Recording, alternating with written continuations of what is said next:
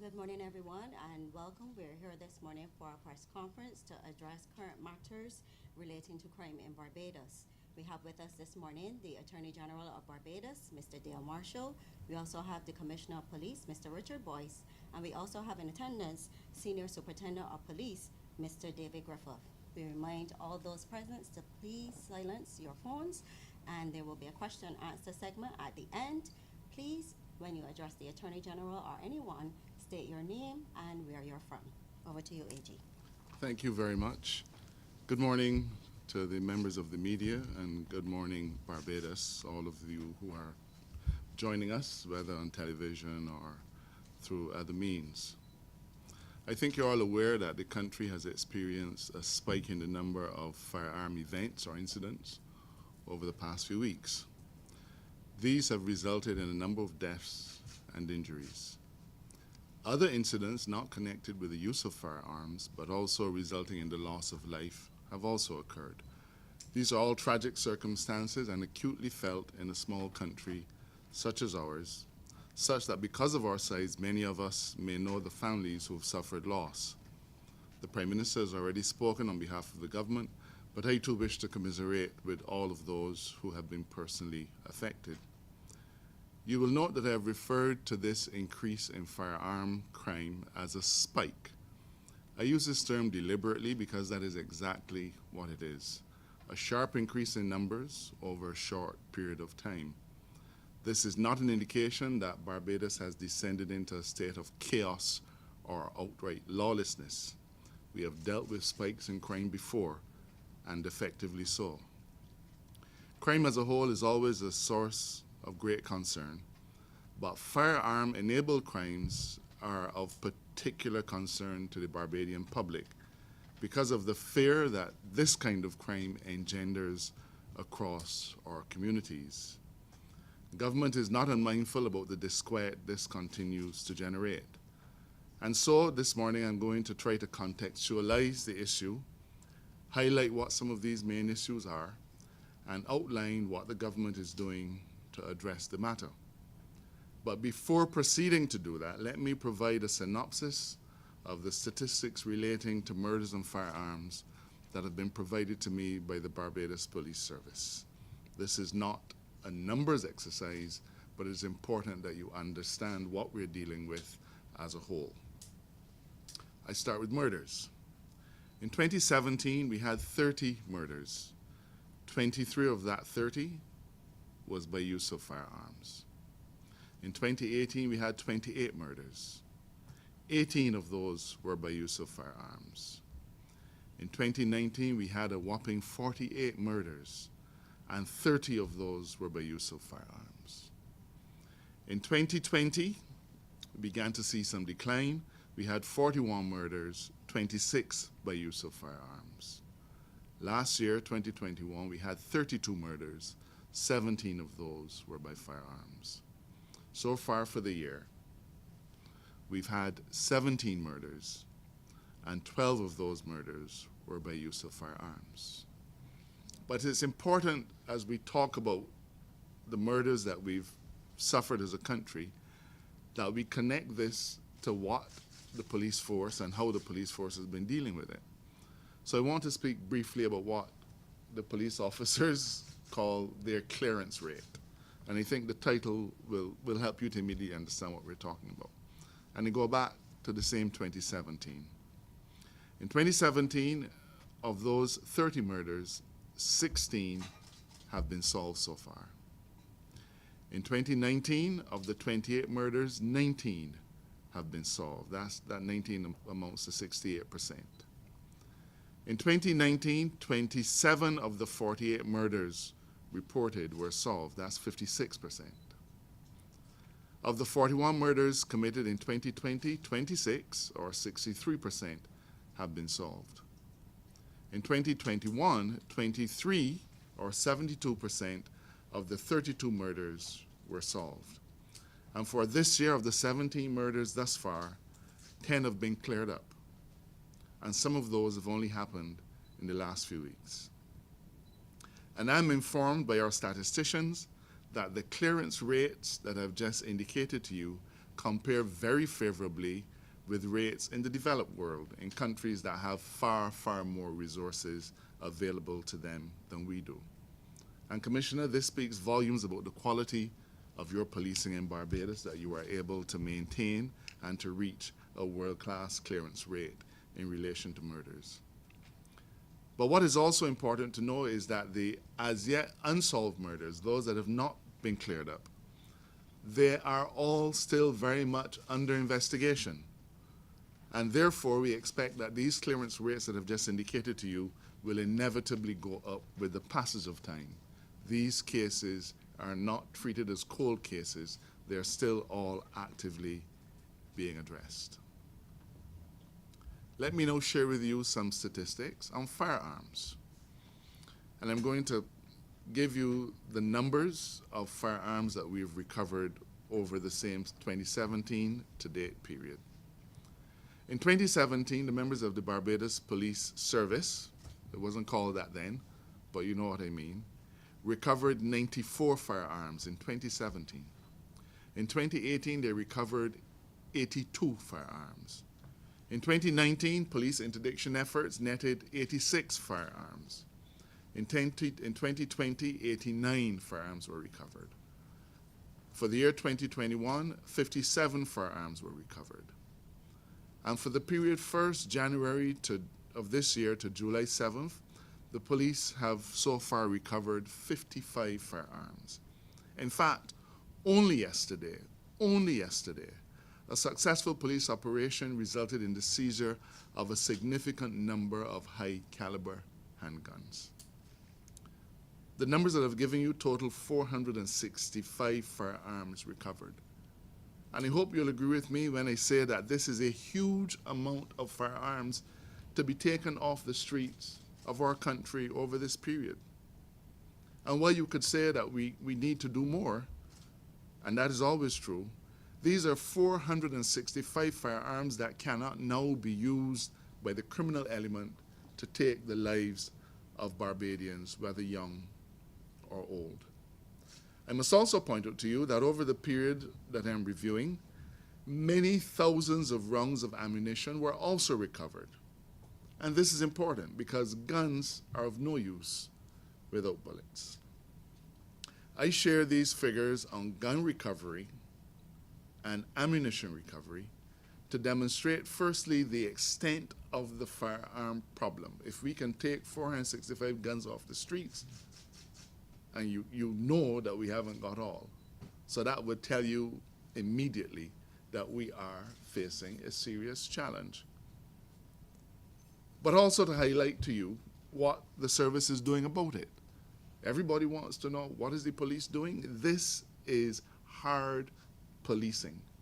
This is a measure of the success story, both in the number of murders that they have solved and in the number of firearms that they have taken off the street. Let me repeat that number, ladies and gentlemen, 465 between 2017 and now.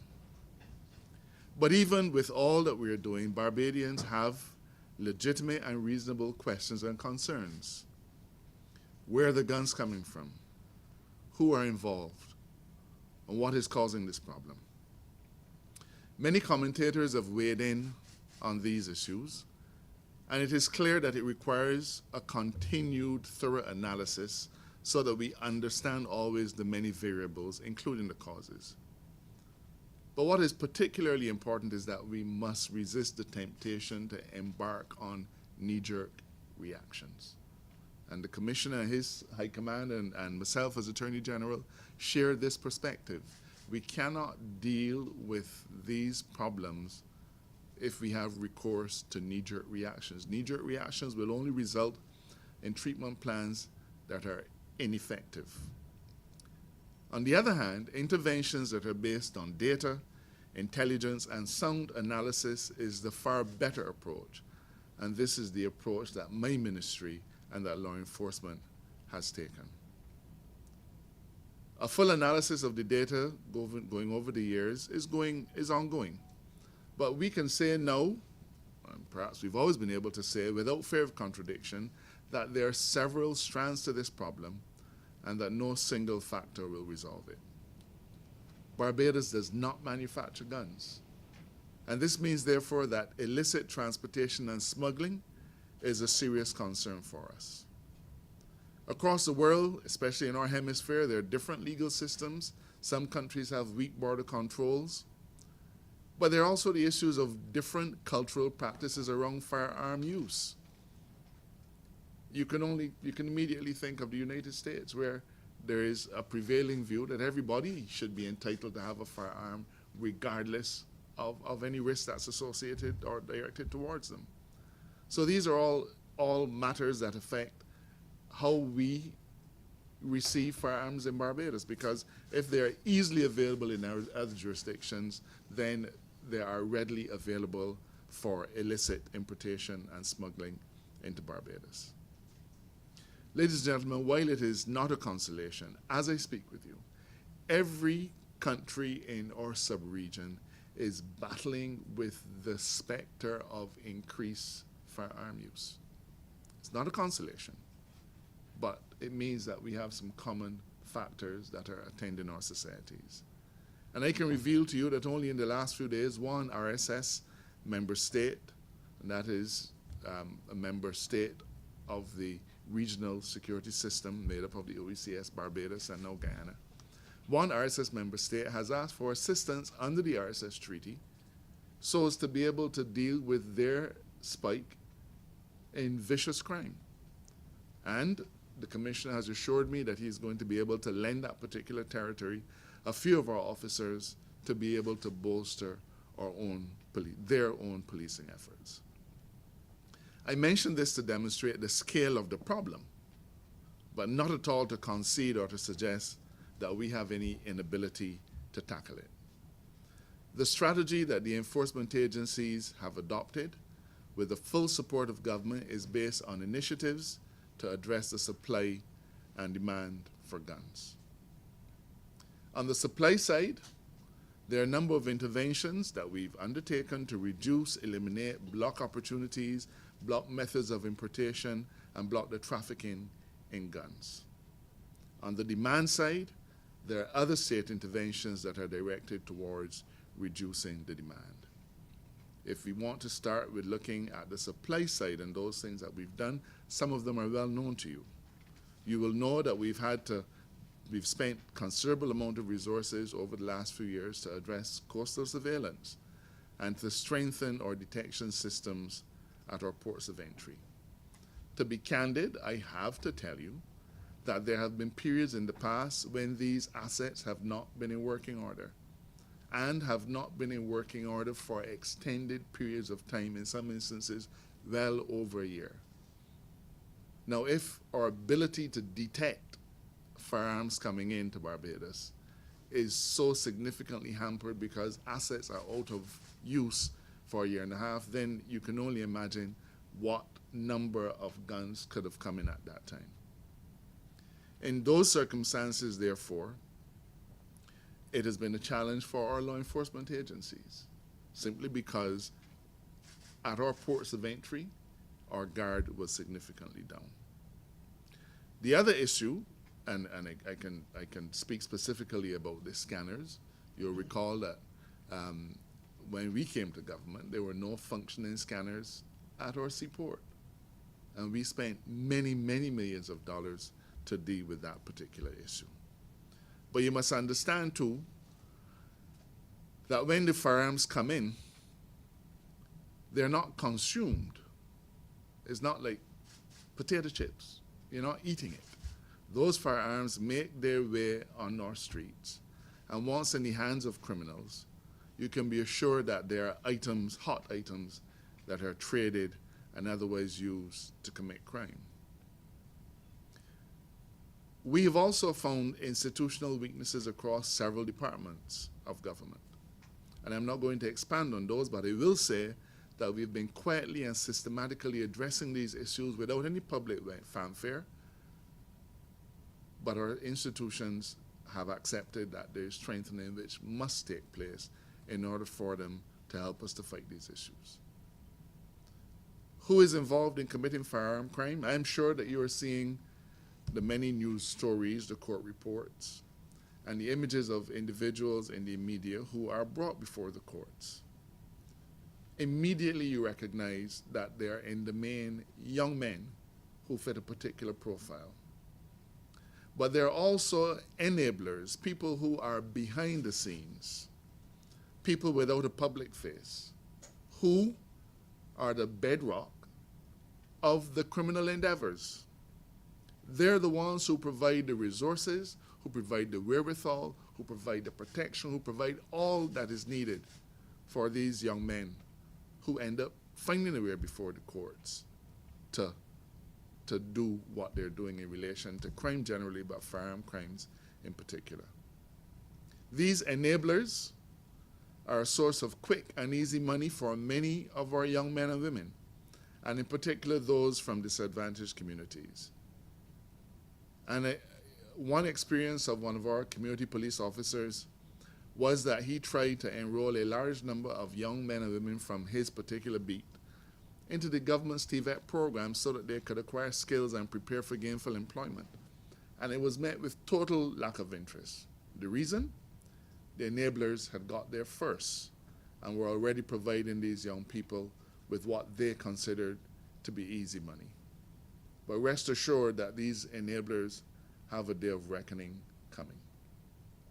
There are several factors that are associated with what causes our young men in particular to behave in such a manner that threatens public safety.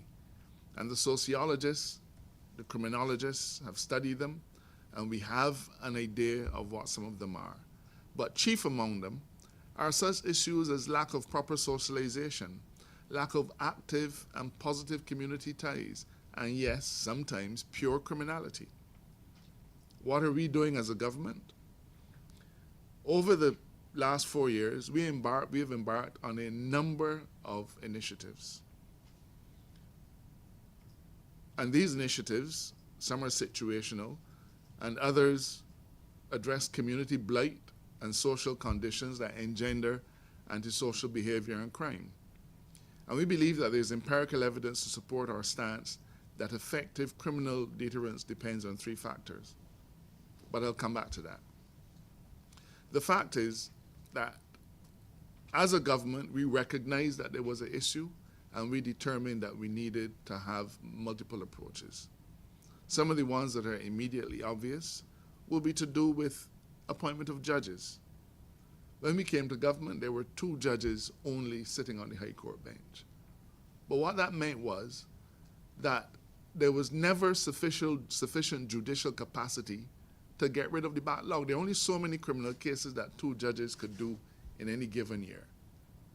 We found almost 1,000 cases in the criminal assize bench that were waiting to be tried. And many of them were gun crimes, and a not insignificant number of them were homicides. We have increased that number to 5. And this increase in judges has already begun to produce dividends in terms of getting criminal trials through the system faster and more efficiently. We've also increased the number of prosecutors, because you can't have additional 3 judges in the criminal bench and not enough prosecutors to prosecute the cases. So we've increased the number of prosecutors so that the stream of work flowing to the criminal courts is sustainable. And we're going to be appointing more. In relation to our support for the police, and Commissioner, you know that these issues cause you sleepless nights, and all of your officers. And I also know that your officers make a tremendous amount of sacrifices to be able to keep pace with the requirements that are caused by these firearm crimes. But I'm happy to say that we've given the police every single thing that they've asked for. We've given them massive support, expenditure on equipment and expenditure on facilities. When we came to office in 2018, the annual police budget was $99 million. We have steadily increased that budget to today's $114 million in the face of COVID, in the face of having to deal with Hurricane Elsa, in the face of everything. We've made sure that we gave to the Barbados Police Force all of the financial resources that they needed. and they have responded well to this support. Almost every day, as you can tell, I'm briefed on gun seizures, and you will see the images that they share publicly from time to time. But then there are also the government's efforts to deal with the social conditions that are in our communities.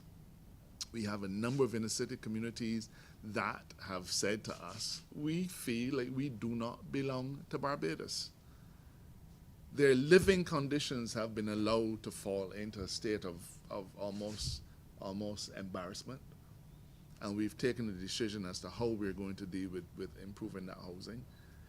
Things like drainage. These are communities that flood every time the rain falls. These are communities where the community centers have been shut up for years. They honestly feel that they do not belong in our country, that they are somehow second-class citizens.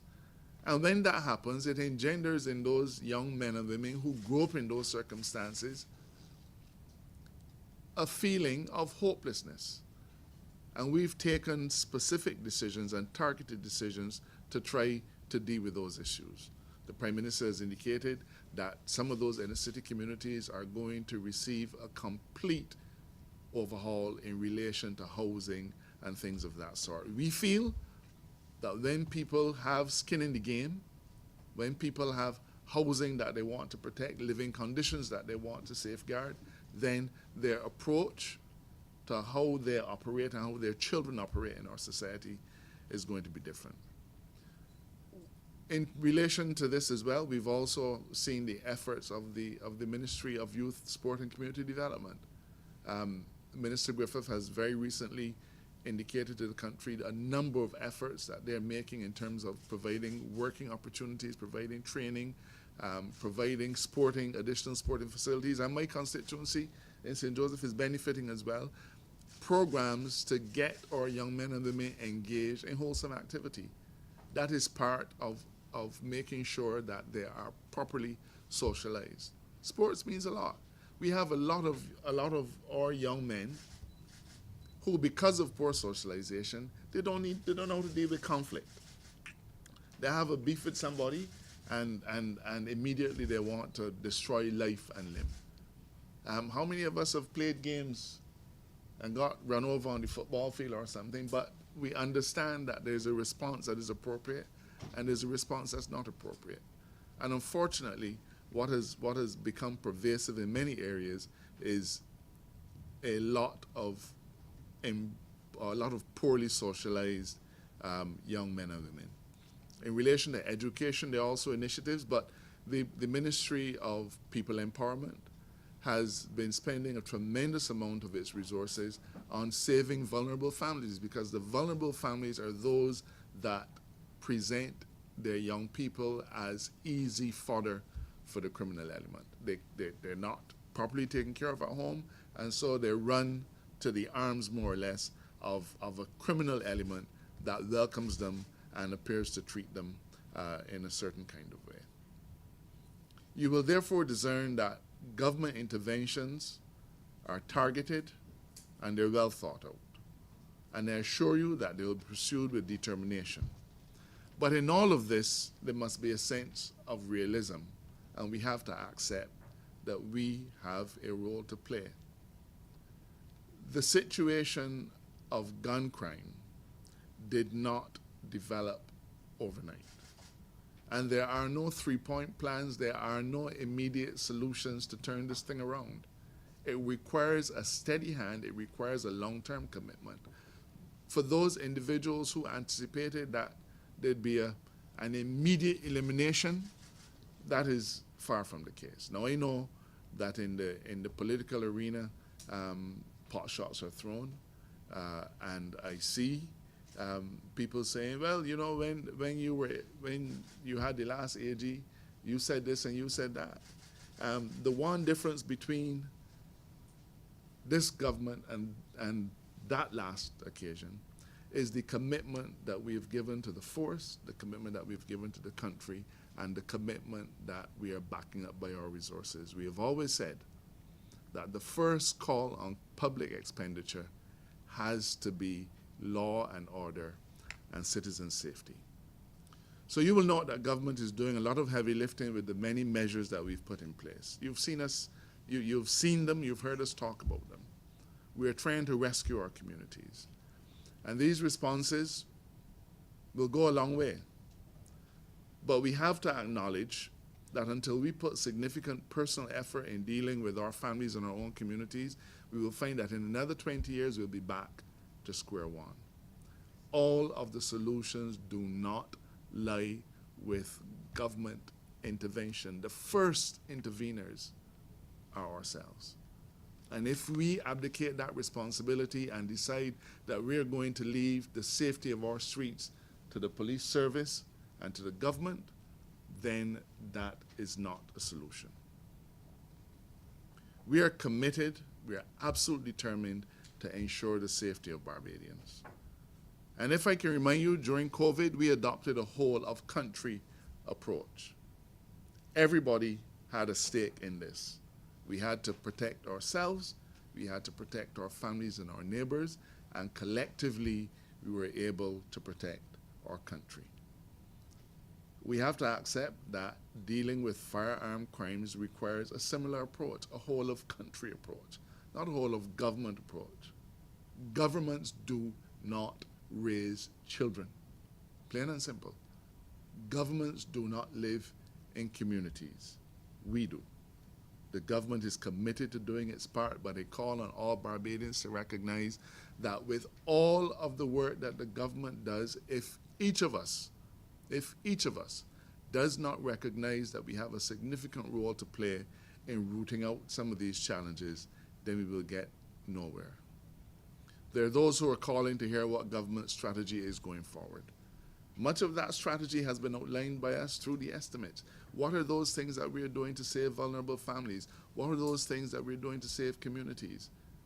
Keeping people employed. The Commissioner recently spoke about the connection between poverty and crime. And we have moved mountains to keep thousands and thousands of Barbadians employed during a difficult time, and during a time that if we had not put those measures in place, it would have been oh so easy for them to have recourse to a different set of behavior. And even though you want us to be open about developments and trends and so on, the fact is that there will always be elements of our crime prevention strategy that we will never share. But understand that if you are in a boxing match, you do not tell the person you're fighting with which punch you are going to throw next.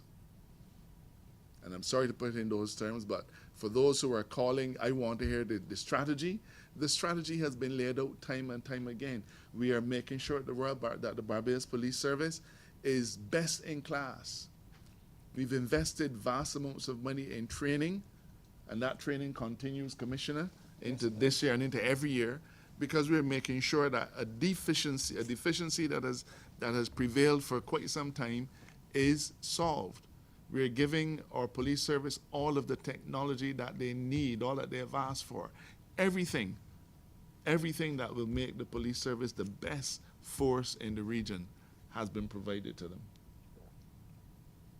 Those are all elements of the strategy. Making sure that our judicial system is responsive and works, that is a difficult one, but I assure you that it is being worked on assiduously. We are getting rid of some of that backlog of crime. One particular judge only deals with firearm crimes, Mr. Justice Graves. When we only had 2 judges on the criminal bench, there was no way you could adopt that kind of approach. So don't expect us to tell you what our strategy is, but be assured that there are some elements that we will, there are things that are happening, but there will always be some things that, in terms of details of our strategy, that we will not share with you. A word of warning to our young men, because they're all young men, who by their action have been threatening our public safety. Your numbers are few. The people of Barbados are many. You cannot and will not win. You will not be allowed to drive Barbadians into their homes and away from their normal pursuits out of some fear that you have our streets and our communities hijacked with guns. You few villains will not be allowed to make any further inroads into our communities. You will not be allowed to take over our streets. You will not be allowed to disrupt our daily lives and our livelihood. I assure you, as I assure every Barbadian, that every single resource at the disposal of the government will be brought to bear against you, and you are warned not to test our resolve. This is not a response to a spike. A spike, as I said, is a sharp increase over a short period of time. But this is a general response to those individuals who feel that it is all right to parade around Barbados at effect with a gun. It is our response to those individuals who care nothing about life. It is our response to individuals who feel it is all right to go into a community and start shooting. Not a response to the spike, but a response to you individuals who seem hell-bent on lawlessness. I'd like to invite our commissioner to say a few words at this point.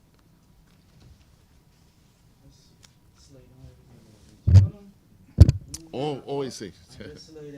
That was the strategy. Yeah.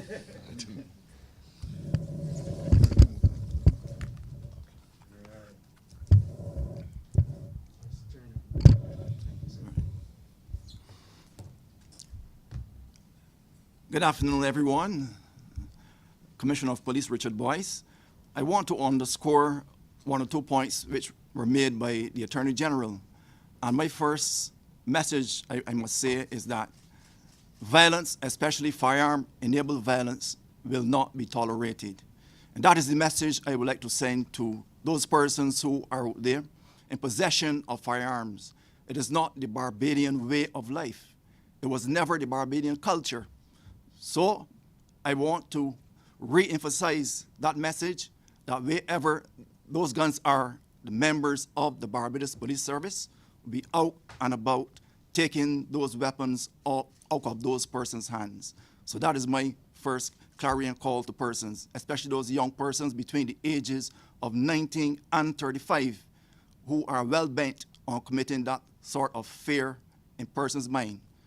What I must say is that the quality of life for persons in Barbados must be at its best. Persons must be allowed to move freely about communities, doing their businesses, whether it's school, whether it is having a lime, football, wherever it is. Persons must go unimpeded and real relaxing in their way of living, their mode of living about. So I can assure the Barbadian public that the officers in the Barbados Police Service would be looking after their welfare, their safety, their comfort. And that is the remit of our officers. Day and night, 24 hours per day. That is our intent in dealing with this firearm crime. Now, the aspect of how we are treating to these firearm incidents, we have done the analysis. We know where our weak points are. We know where our strong points are. Now, I must say that we are fighting the firearm issue downstream. Downstream in the sense that firearms are not produced in Barbados. Our method is a second or third tier intervention. The first aspect of the whole firearm issue is the source area. And the source areas are outside of our control, that is in other countries. So what we will be doing is speaking to and looking at how we can best prepare for this firearm issue. Now, the whole aspect of moving into dealing with this firearm issue, and that is why our men and women in the Barbados Police Service must be so involved and active. We have to look and see what is going to happen in the very near future. In fact, it's happening all right now. People will be aware that we are in the area and focus of the crop over period. And that is where we have a very high active public movement here and there. A person must be willing to go about their places without that fear, being threatened, harmed, or otherwise, whether it is firearm or whatever the violence is. But I can assure the public that we in the Barbados Police Service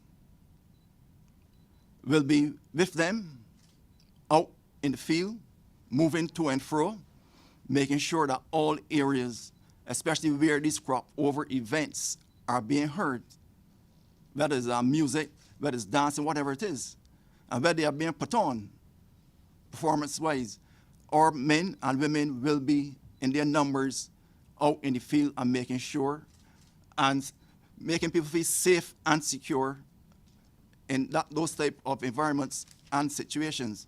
So that is what I can tell the public. Yes, we are ready. Our numbers are engaged. We are in that mode for giving that quality police service to all members of the public. So those are issues that I would speak to and alert persons.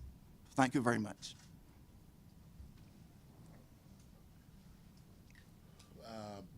We'll now take a few questions. Mr. Attorney-General. Age. Well, I didn't say they were beauty, I just say age. Emmanuel Joseph from Barbados today. Much of what was said this morning and into this afternoon had to do with after the fact. We had a whole set of stats on what has happened after the guns have arrived, and very little about what is happening at our borders or ports of entry in terms of the guns arriving. Nothing about that in terms of, have you been seizing any guns at the port? Let's go back to 2019. Permit me, when the former commissioner of police used the word corruption, and he said that there were officers at the border, and he's not talking about police officers, who were involved in corruption in terms of the guns coming in, and he called on the good ones to call out the bad ones. I want us to focus on what is exactly happening at our ports in terms of stopping the guns from actually reaching our streets. Couple of things have been happening. I'm glad you asked for this particular perspective. But before I get to that, let me just say, part of our strategy involves dealing with our source markets. And I suppose it's a curious thing to call an illegal product to say that it has a source market, but I should perhaps say source country. And we have settled on an MOU with certain specialized United States agencies to do a number of things which will assist in our mutual ability to deal with the illegal trafficking of firearms. Obviously, you've seen in the press a number of stories in relation to firearm traffickers in the U.S. We are intent that we are put in a position to be better able to deal with those things in a cross-border way. We're also going to be, as a result of that MOU, looking at increased training of our customs officers. Believe me, we know that the criminal element is extremely resourceful, okay? And there are certain characteristics of firearms that they rely on. They know they can be taken apart. They ship them in multiple things.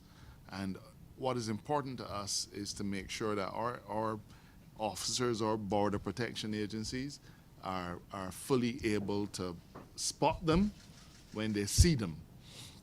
In relation to, so that will take care of training and cross-border cooperation, and we're looking forward to having that particular MOU signed with those specialist U.S. agencies. The commissioner has signed off on it, and it has gone back to the U.S. Embassy, and that has to come into play from there.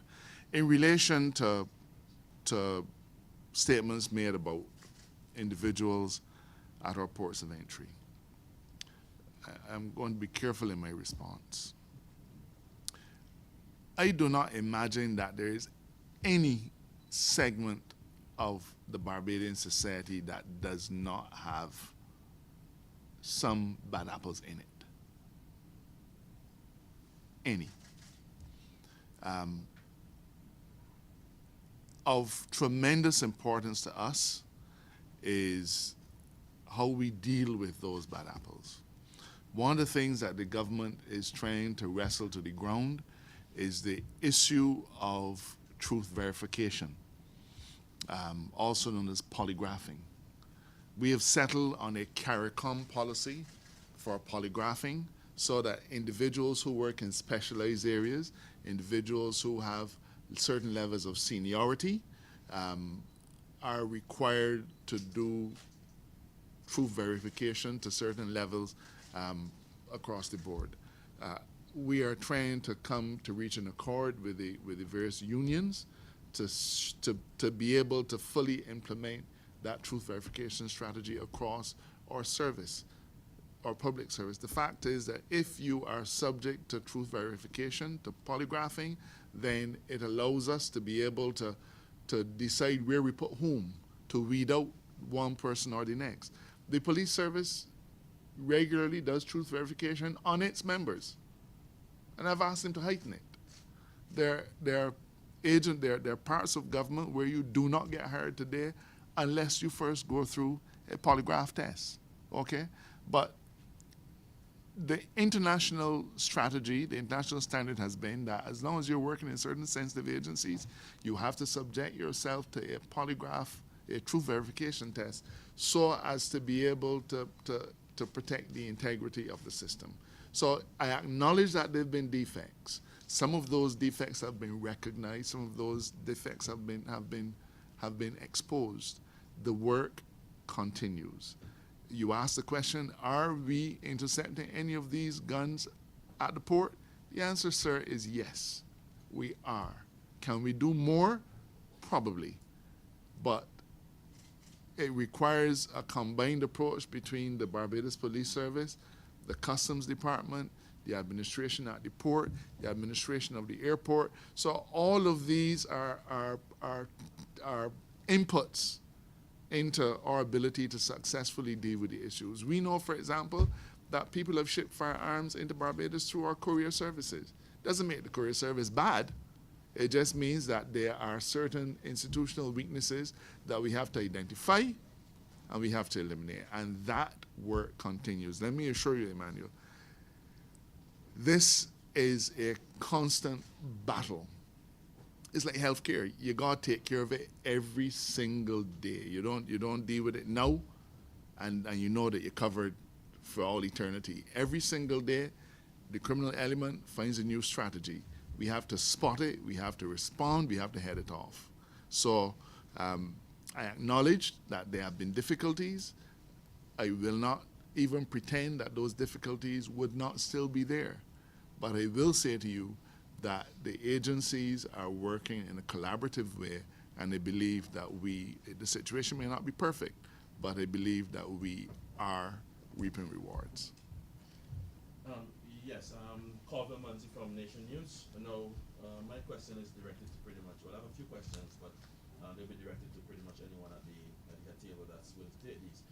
Now, are we any closer in determining the causal link in this current spate of shootings? By that I mean, for example, what has the exploration of the gang-related link turned up at this point? Yes, thanks for the question. I must say that the last three murders, I must say, we have our A-team investigators on them. And because of that, we were able to make some strong headway into at least one of them so far, which is encouraging. The other two, that is, the one occurs at the Screw Dock in Cabins Lane.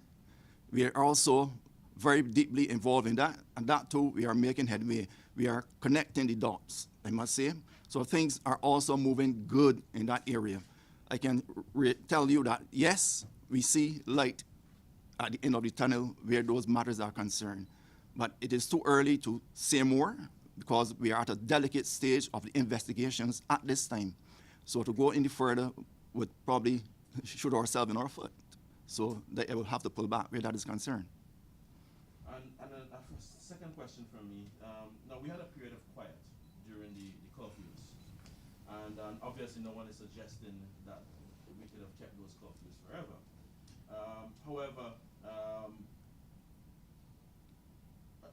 while we maintain those restrictions, is it the case that what we are now seeing played out during those restrictions is a case where those levels of gun violence were pretty much on pause during the curfews? And let me premise that question and provide some further context by this follow-up question. If the answer is yes, does this amplify the current problem, as we would essentially be dealing with rising statistic in a shorter time period? So, you know, we had a lot of discussion about the impact of the curfews. There have been periods of time when the curfew was tight. There are other times when we had levels of relaxation. That would require significant study. But, you know, I will say that any time that movement is going to be diminished, there will be less opportunity for some of these things to take place. That is a fact.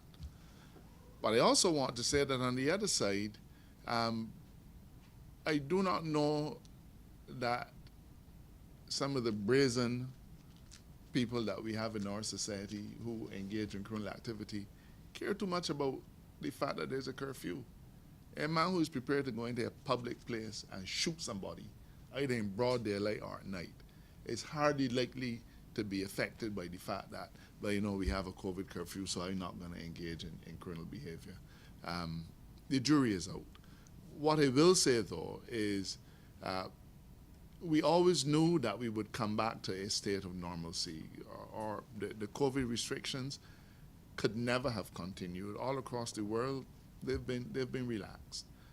We now are at a stage where we have very minimal restrictions. It is possible, in fact, you may say it's likely that because of the fact that people are moving around more, doing more things, going to parties, there are opportunities now for robberies, for example, that did not exist before because people were staying home. I hope I get the essence of your question, and if I haven't, please repeat it. But I will say that Barbados is not a curfew-minded state. The Prime Minister of our sister Trinidad and Tobago only this week floated the possibility of treating violence as a public health issue and wondered whether he should not declare a state of emergency on the basis of public health in Trinidad. Now, I'm sure that lawyers will have a field day about the constitutionality of it, but near every time you open a paper, there's a curfew in Jamaica, some part of Jamaica or another. That is not where Barbados is, and I want to remind you that we are not at a place where there is out-and-out lawlessness. We are not.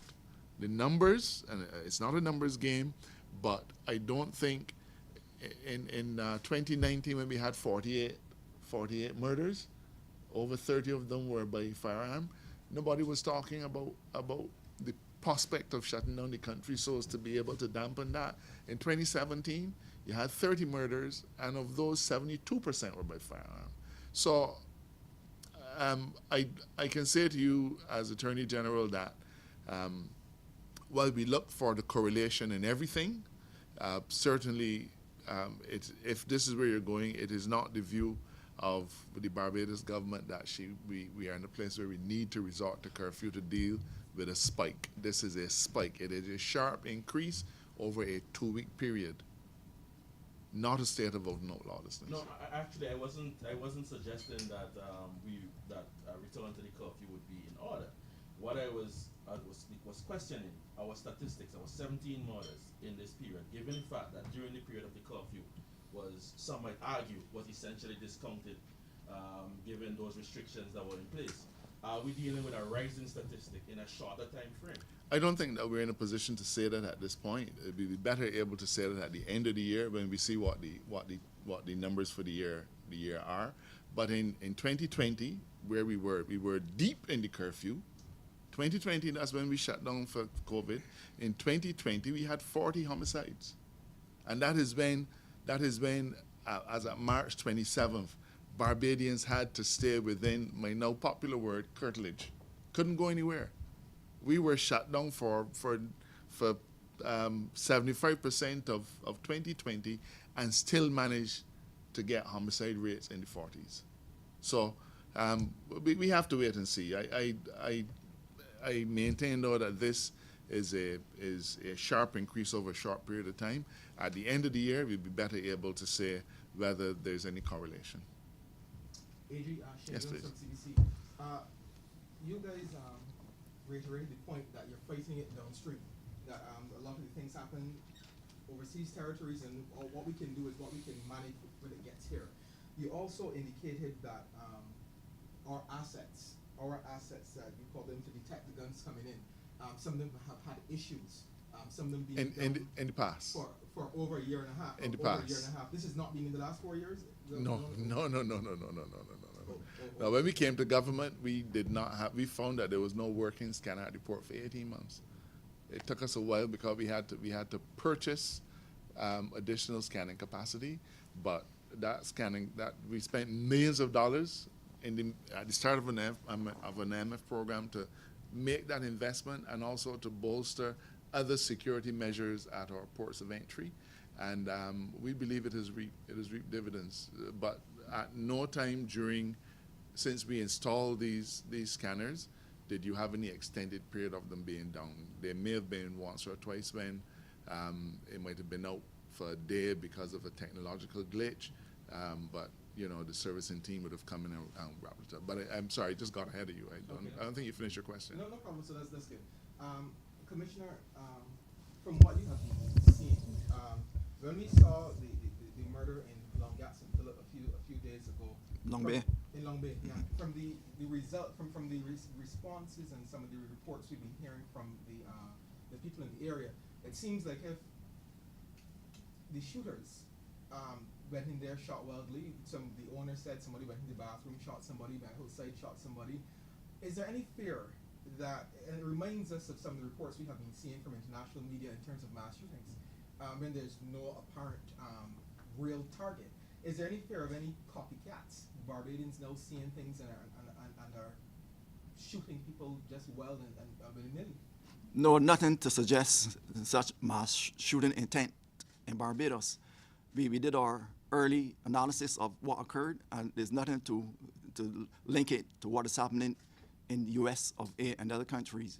Nothing so far. Mr. Attorney General, question? Oh, sorry. Oh, I thought it was called again. Go ahead. Ricardo Roberts from Starcom. Yes. Almost sound the same. Yeah, you do. Ricardo Roberts from Starcom Network. Your response to a statement that the DLP president, Dr. Yearwood, made about the government not placing priority on the issue of crime over the most recent period. Your response to that? I think it is plainly inaccurate. It doesn't gel with what we know we've been doing. I've just pointed out to you that we've steadily increased the police budget to $114 million this financial year. Okay?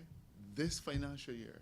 Now, if you think about the fact that other ministries have had their budgets slashed, they've had their budget slashed. Prime Minister's made it clear, we can't afford this, we can't afford that, we can't afford that. But the Barbados Police Service has had, I believe, this is probably its second highest budget allocation ever in its history. So that fact alone would demonstrate, and that's not money going for salaries, that fact alone would demonstrate that we are taking and have always taken the issue of crime prevention seriously. Now, I have to say, when we were in opposition, I certainly called for greater dialogue.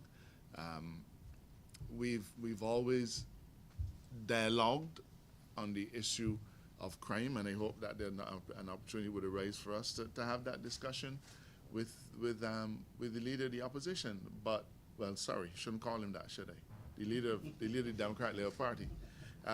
But let me remind you present that in 2019, it could even have been 2018, we took the unprecedented decision that we would brief all of Parliament, give all of Parliament a national security brief, give the leader of the opposition and his senators a national security brief, and that we would also take all the senior public servants into our confidence and give them a national security briefing, because we recognize that this was not to be a political issue, and that we could not go forward in fighting crime if we were the only people who felt we had something at stake.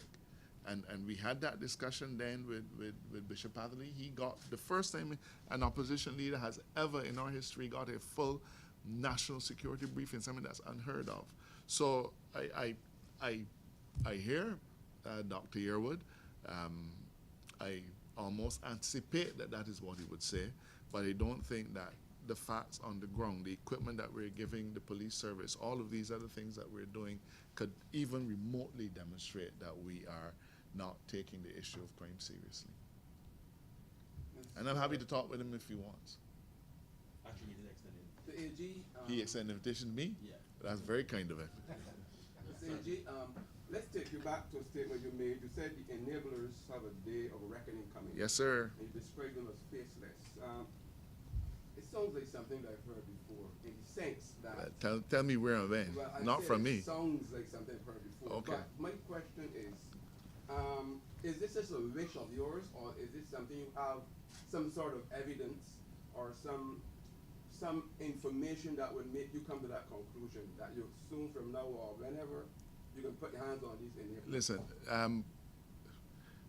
I have had the privilege of being Attorney General on 2 occasions. No. If there's one thing that has been a constant, is the fact that investigations are painstaking, time-consuming, and expensive operations. This is Senior Superintendent David Griffith, and he can tell you that occasionally, if you're lucky, you will have a break, and you will, in a matter of days or so, be able to say this one is solved, that one is solved. And we have a high clearance rate in relation to murders, okay? But let us not fool ourselves. The kind of enablers that we are talking about are those individuals who are operating or trying to operate anonymously, who are operating behind the veil. Let me be frank with you. When you see that there's a shooting, okay, and you say, well, they have got this man and he's been charged with the shooting, and you say, well, that one is done, the police's job is not done, because they know only too well that you may have caught, they've caught the shooter, but the person or the system or the crime apparatus that spawned that shooter, or the crime apparatus that is behind that shooter. Because often those shooters are disposable, they're dispensable, they're the end of a criminal line. So when they get caught, the police know that they still have a major undertaking trying to dismantle the system that spawned him. So, I mean, I'm not telling you that we have Al Capone and that kind of thing in Barbados, but the fact is that we know that they are call them gangs, call them whatever you want to call them, okay? But often the people that do these things and that are caught, they're the ones at the end of the tail. So you may say, yes, we've captured this guy, that murder is solved, but what is it that spawned the murder?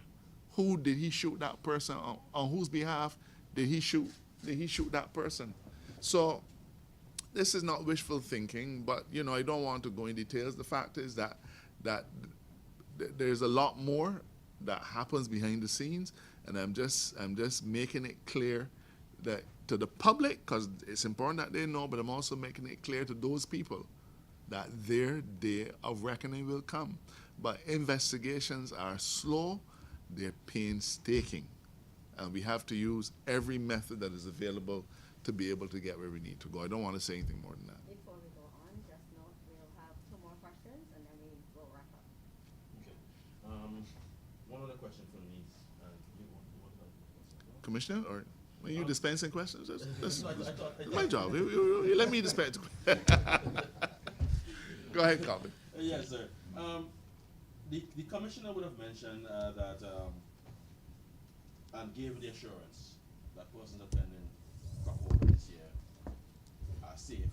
There's nothing to the police presence would be there. But we must admit that there is a pervading sense of fear now as we go deeper into the crop over season. What specifics, without obviously, I don't know how you're gonna juggle this act, but what specifics can you give us without revealing too much strategy of the plan of action to ensure that persons are safe, that can make persons have that sense that when they go to these events, they would be totally safe? What can you tell us? If it is one thing that the Barbados Police Service can say, is the aspect of trust, reliability, and confidence in the men and women of the Barbados Police Service. And the history will show that over time we have delivered quality policing at those types of events. And we are well trained, we have the experience, and we can say up front that we were preparing for such events for over a period of time. So we know where to put our resources, how to go about our planning, what strategies to put in place, and to be there up front before any activity begins. So we will do the necessary environmental scanning, knowing exactly what is happening and put the resources and the specifics in place to ensure the public that we are on the job and we are alert and we are attuned to everything that is happening in terms of providing that high level of quality, service, and security to members of the public during crop over. Even in a scenario where we have an unprecedented splintered crop over this year. Very much so. From the inset, or the outset, I must say, from the outset, when it was mentioned to us, we went to our boardroom, put our heads together, and looked at the best way we can police crop over, and we look at all the scenarios, so we're well prepared for any eventuality that might come about.